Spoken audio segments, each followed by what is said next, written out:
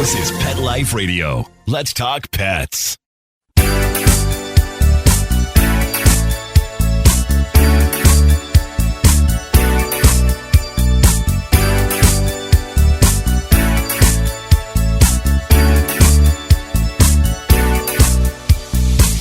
Hello, you're listening to Animal Party on Pet Life Radio with me, Deb Wolfe, as always.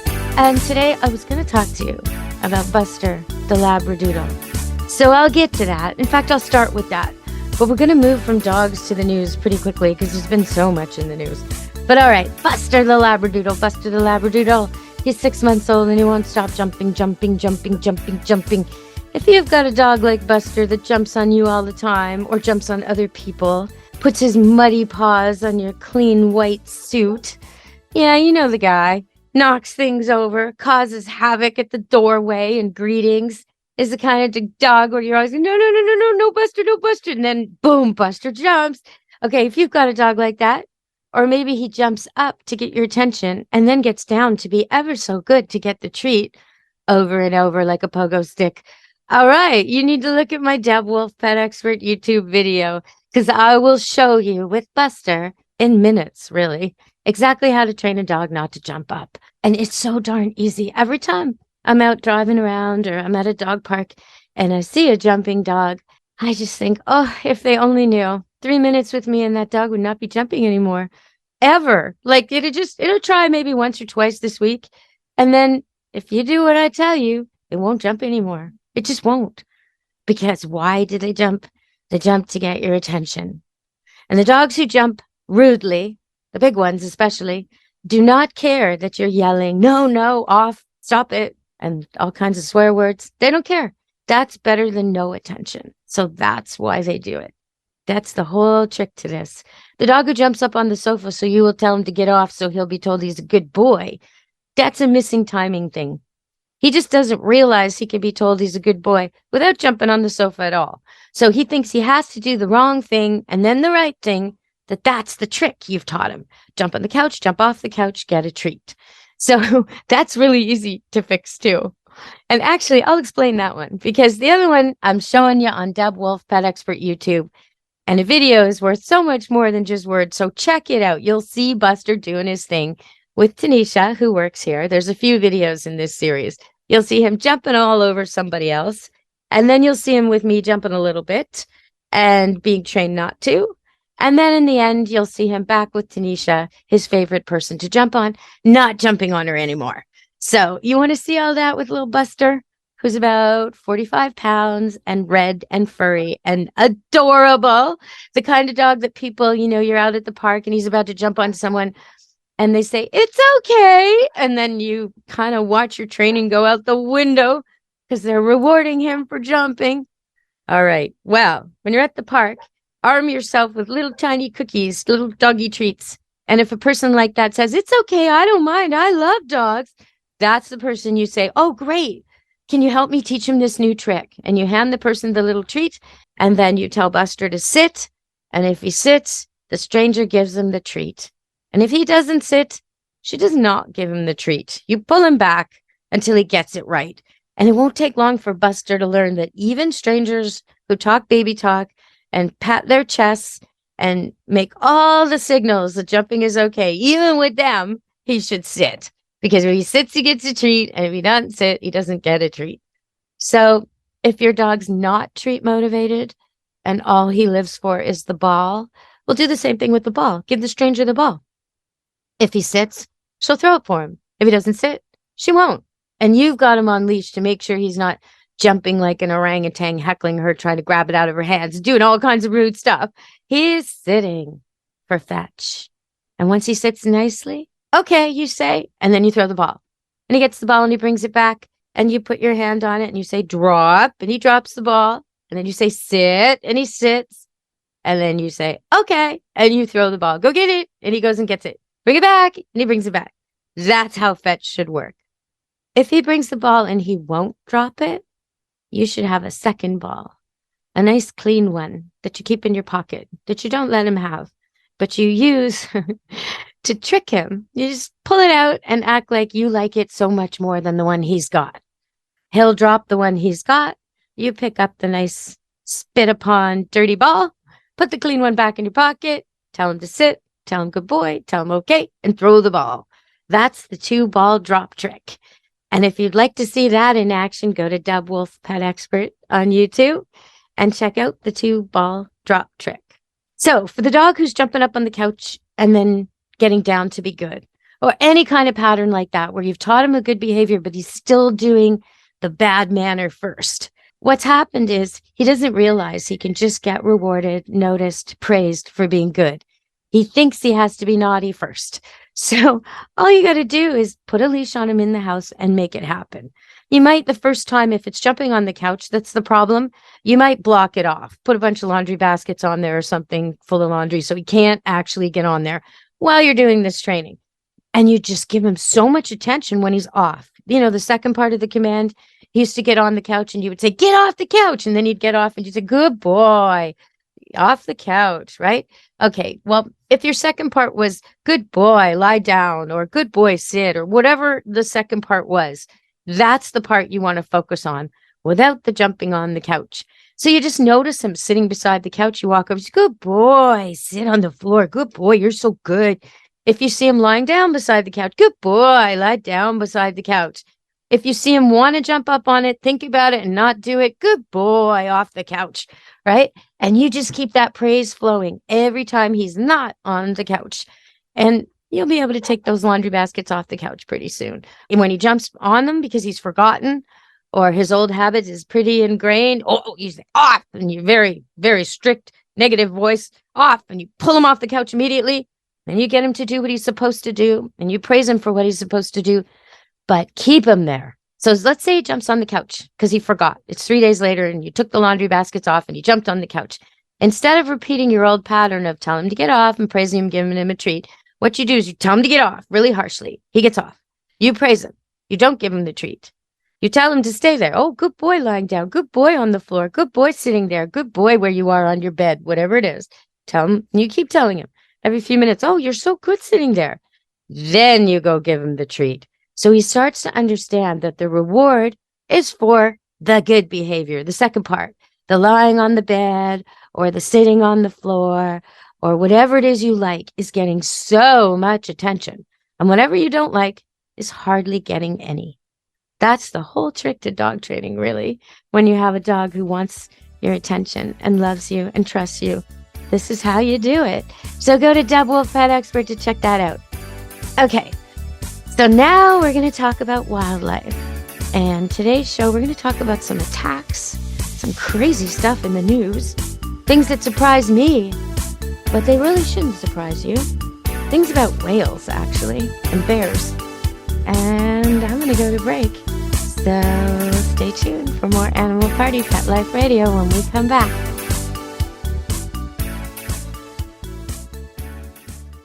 Molly, here's your dinner. Zeus, that's not your food. Don't let that happen to your precious cat. Elevate your cat's eating experience with the Cat Tree Tray. The Cat Tree Tray keeps your cat's food off the floor and conveniently located on the cat tree. It's the perfect way to eat. It's a beautiful wrought iron tray that easily attaches to your cat tree and keeps dogs and other critters out of your cat's dish. A must for multi-pet households. There's a 6-inch tray for large bowls and a 4-inch tray for smaller bowls. Purchase your Cat Tree Tray today. Go right now to cattreetray.com.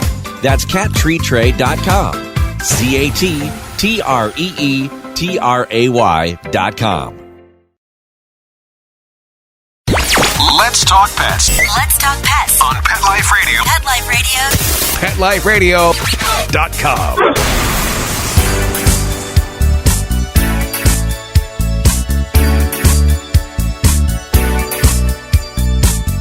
Hello, this is Deb Wolfe on an Animal Party on Pet Life Radio, and we are back.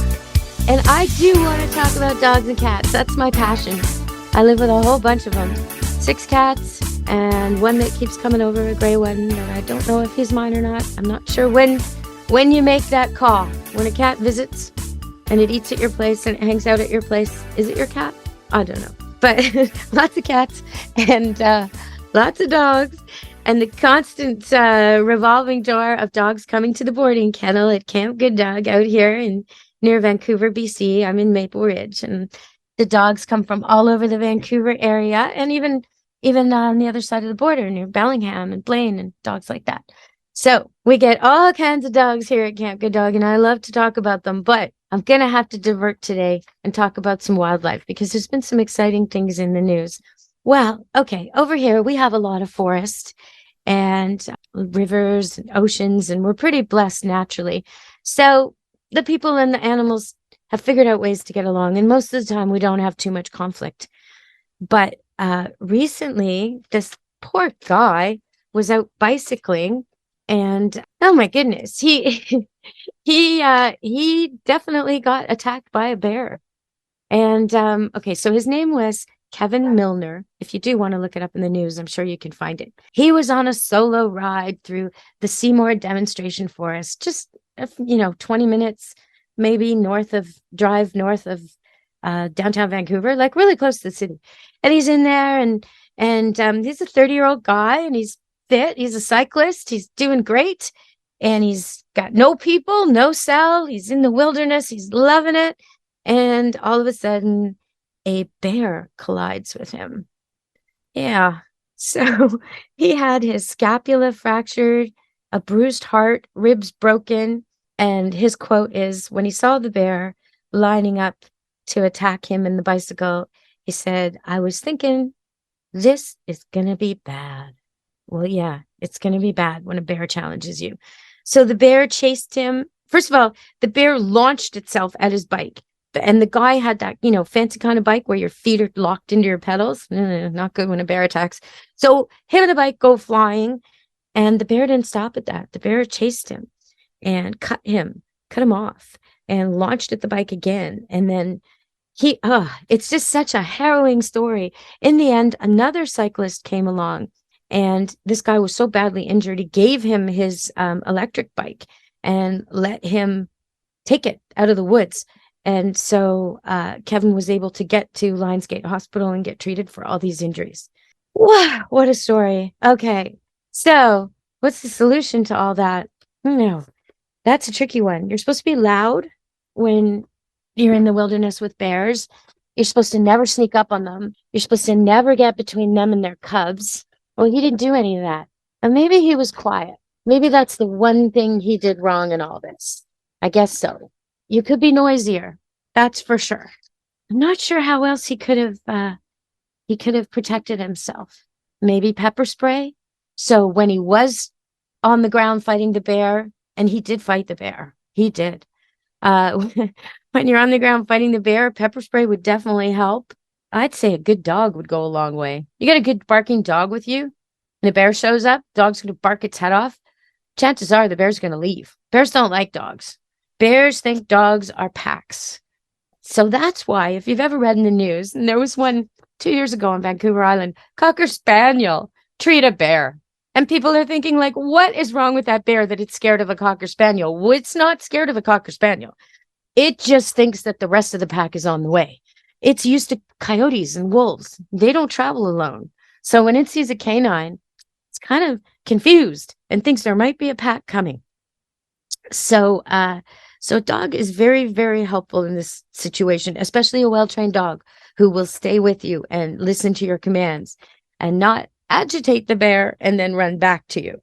So you definitely have to teach the dog some good commands before you attempt to take a dog into bear country. Otherwise, keep it on leash, because it will bark when it sees the bear, and it's with you, so it's making you a barking concern.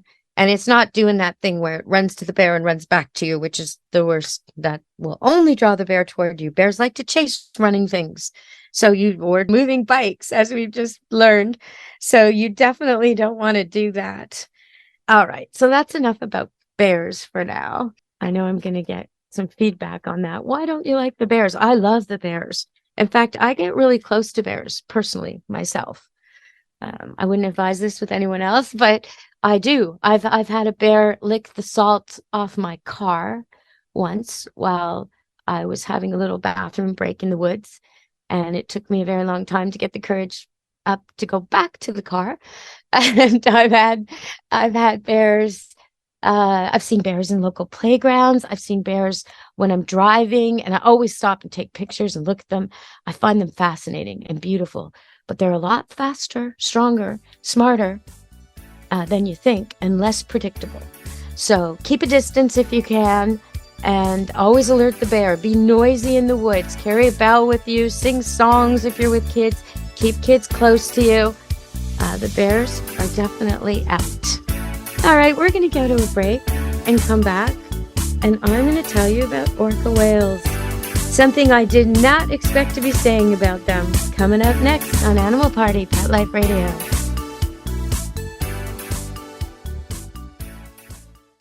Take a bite out of your competition. Advertise your business with an ad in Pet Life Radio podcasts and radio shows. There is no other pet-related media that is as large and reaches more pet parents and pet lovers than Pet Life Radio. With over 7 million monthly listeners, Pet Life Radio podcasts are available on all major podcast platforms. And our live radio stream goes out to over 250 million subscribers on iHeartRadio, Odyssey, TuneIn, and other streaming apps. For more information on how you can advertise on the #1 pet podcast and radio network, visit PetLifeRadio.com/advertise today. Let's talk pets Let's talk pets. on Pet Life Radio. Pet Life Radio. PetLifeRadio.com.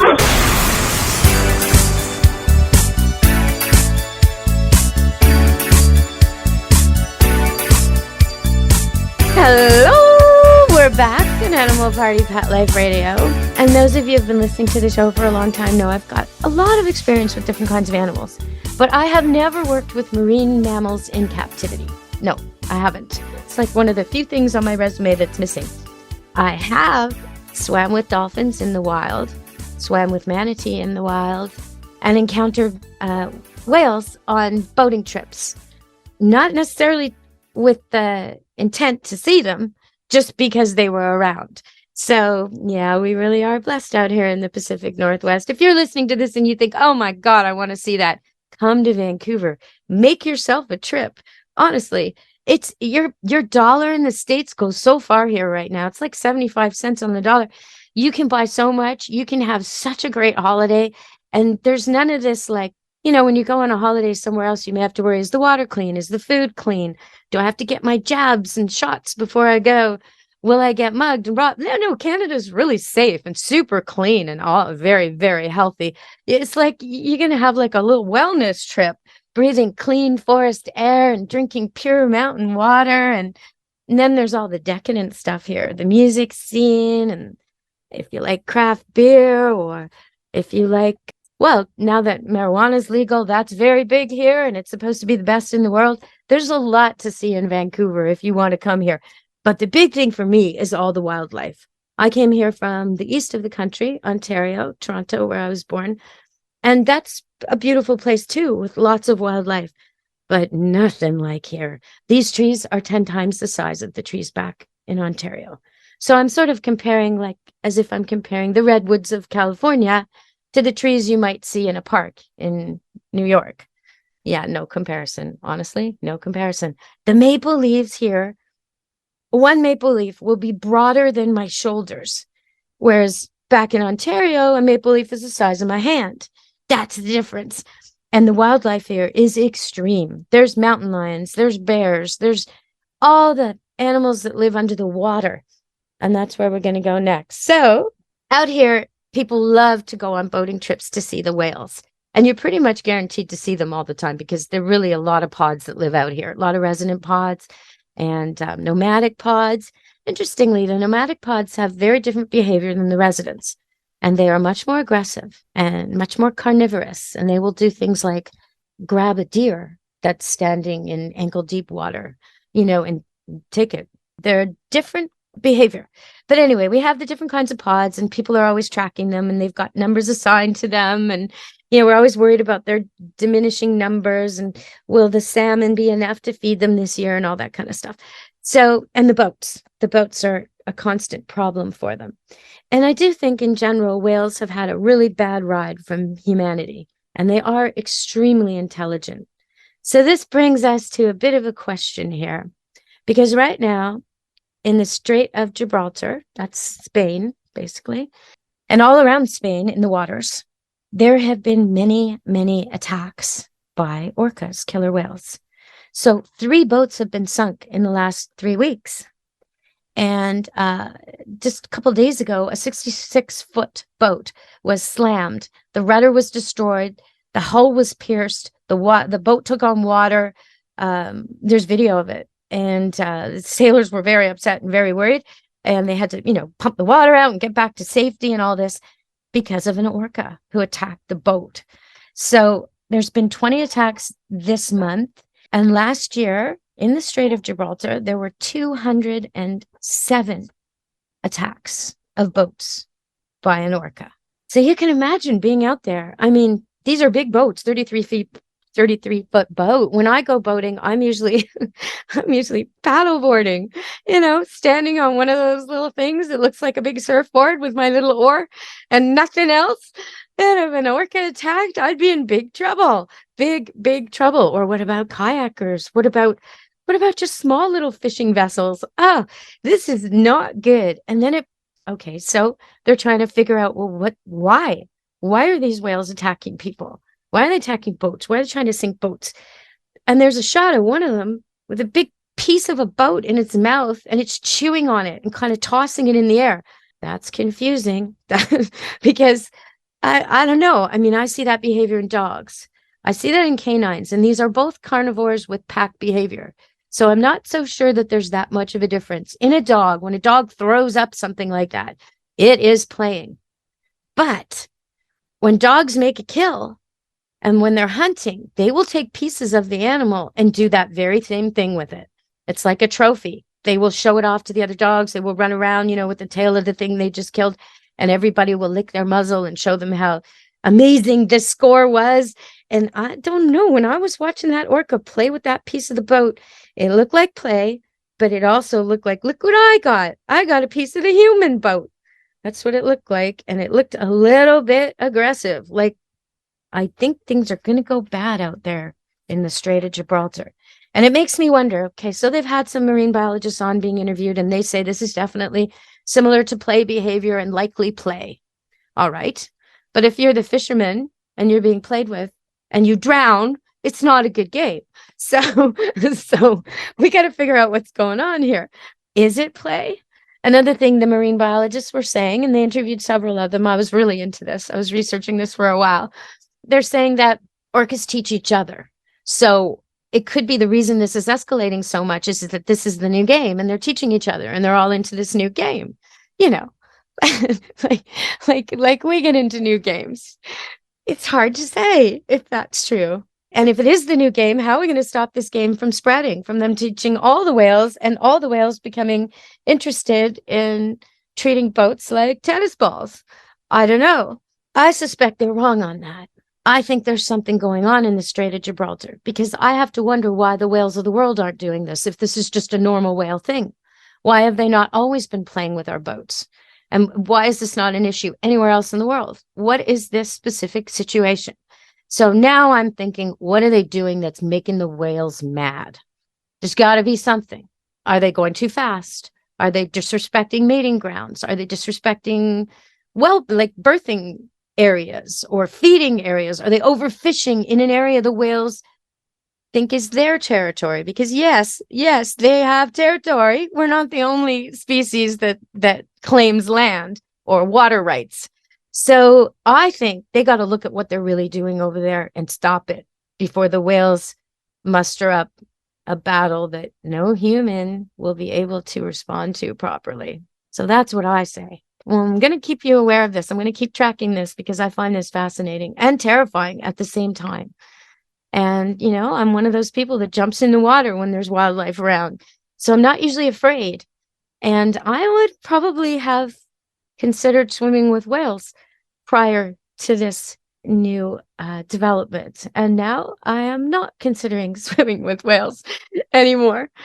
Yeah. When I did swim with the manatee, one thing I was very aware of was, even though they're so slow moving, at one point I was kind of embracing one of them, a very big cow, And she had a baby with her. That's how I know she was a cow. And she also she was nursing the baby at times. And where they nurse from, where the milk is kept, is in little breasts that are under the flippers. So that was fascinating to watch, and how the mama would put her flipper almost over the baby, the way a human arm would cuddle a baby that a human mom would nurse. And the baby would sort of nuzzle in. Oh, it was just beautiful to watch. This manatee that I encountered was not at all shy of me. She was pushing her baby toward me, and she was rubbing against me and just trying to get me to scratch her and scratch where she was itchy. She had seaweed and barnacles and different things on her that you could tell she was rubbing against me. And at one point I was sort of embracing her, and she was swimming. And again, this is so slow motion, the way they move. So sort of floating, drifting, swimming is a little bit a little bit of much slower than swimming, but drifting, floating together with me holding on to her. And she made a turn, and her tail kind of acted like a rudder and made this big movement, and it hit my legs. And she wasn't intending to hurt me in any way. It was a very slow la la la la la roll around the marina with her baby, but she hit me with her tail, and the power of the weight of the tail, my leg shot out like boom, like I was hit by a boat or a truck. So that gives me an idea of the power of a whale. If a whale, which is so much stronger, faster, bigger than a manatee, if a whale accidentally jostled you, you'd be in real trouble. So I think we've got to give these animals distance. And in all the boating, the boating trips and the sightseeing tours, they have to stay at a distance. If you're on a boat and a whale comes close to you, you can't really make that distance. It's the whale's choice. But just be aware that they're not always friendly. So be careful out there, everybody, especially all my neighbors who are out on your boats right now trying to catch spot prawns. You are probably going to see some whales out there because they're hungry too. So respect the whales, everybody. All right. So if you are listening to the show and you liked all that I was saying about Buster the labradoodle, you can find more videos of dogs being trained. Usually, well, always, I show them bad, naughty, misbehaving, jumping, stealing, pulling, begging, barking, all that kind of stuff. And then I show you in real time, usually, how to fix it. And it does take minutes. Usually the dog's just been given rewards and attention for the negative behavior and ignored for being good. So whatever it is that you're saying no to out there, figure out what you want to say yes to and make the no last a second. Then take control of the dog and get him doing what you want, the yes, and make that last minutes. And you'll have a dog who does what you want. It's so easy. I know I didn't talk about cats very much this week. So for all the cat people listening, I did post some pictures on Facebook of the cats at Camp Good Dog. And there are some videos, lots of videos on my Deb Wolfe Pet Expert site about cats. But I'm thinking next week I'll talk some more about cats. So you'll be hearing cat information on my next show. So the thing about cats, one little thing I'll leave you with before we go today, is they learn about 3 times faster than the average dog. I'm not talking Border Collie or Poodle or Doberman, but pretty much everybody else, even your smart Golden Retriever, will learn slower than a cat. So what does that mean? That means when you train a cat, and yeah, you can train a cat. All those cats on commercials are trained cats. And they're not all fancy purebred cats, and they're not all skilled trainers either. Some cats like to work. Some cats like to do tricks. The cats that are bugging you all the time, kind of throwing stuff off the table just to see your reaction, getting in your inbox of paperwork, tackling your feet on the way down the stairs. Those are the cats who want to work. Yeah, they do. They just don't know how to get your attention in a good way. So take that cat when he's bugging you, pick him up and teach him something simple, like to go to a mark. Oh, it's so easy. You just tap the mark, then you put the cat there, and then you give him the treat he likes. It might be using your fingernails on the sides of his cheeks to stroke him, or it might be a cat treat, like a temptation or something. It might be a cuddle. It might just be praise. It might be a cat toy. Oh, those are the best cats. The cats who work for cat toys love those cats. Anyway, so then you give him his reward, and you just do something else for a little while and go back to it. Do something else for a little while and go back to it. Because cats are so smart, they get bored easy. So you can't do the trick, do the trick, do the trick, do the trick, do the trick, do the trick, like with a dog. You can't. They just tune you out. They do it twice and they look at you like, we've done that already. What's your problem? So that's my tip with cats. Less repetition and keep it interesting. Keep it fun. And they'll do tricks. They'll jump through hoops. They'll come to you when called. That's the easiest one. Instead of feeding your cat tonight, like you usually do, or free feeding it, God forbid, don't do that. Set a meal time. And if you're free feeding, it'll take a day for him to get hungry. So when he's hungry for mealtime, you can feed more than needed, so it stays after. But you need a special time of day where he's really eager to please you and really interested in you. And he comes over because he wants to be fed. And that's the time when teach him a trick. Instead of just, oh, it's 7 o'clock, it's time to feed him, I'll just pour the food. Before you pour the food, before you touch the food, before you give any clues to the food at all, call out his name. Misty, call it out. Mittens, whatever it is, and then do the food trick. Okay, the next day when you do it, Mittens, come, and then pour the food. The next day, Mittens, come. And if Mitten doesn't come, when you say come, don't pour the food. Wait 10 minutes. When Mittens is like, winding around your legs, saying, why aren't you feeding me? Why aren't you feeding me? It's time. Walk somewhere else and say, Mittens, come. And when Mittens comes, pour the food. Now you've taught come. It's that easy. Another way to do it is if your cat likes to greet you at the door, just say come first when you walk in the door. Mittens, come. And she's coming anyway. Good girl, good girl. Oh, yes. And then walk like 10 feet away. Mittens, come. Mittens will come. Good girl, pet her. She's basically learned come that quickly. That quickly a cat will learn. Now you can work on sit, and you can work on teaching her to jump up on things and jump off of things and go to wherever you point a pointer. Oh my gosh, it's so easy to train a cat. Don't give up on your cat. All right, everybody. We've run out of time today. And we talked dogs, labradoodle, jumping up, puppies, and we talked cats, how to train one. And we talked about some of the scarier elements out there in the wild world. But I do encourage you to go find wildlife whenever you can. Just be safe about it. Thanks for listening. And please go to my Deb Wolfe Pet Expert YouTube site. I'm going to be doing lots of videos in the near future. All right, everybody. From me, Deb Wolfe, an Animal Party and Pet Life Radio. Be good to your animals. Let's Talk Pets, every week on demand, only on PetLifeRadio.com.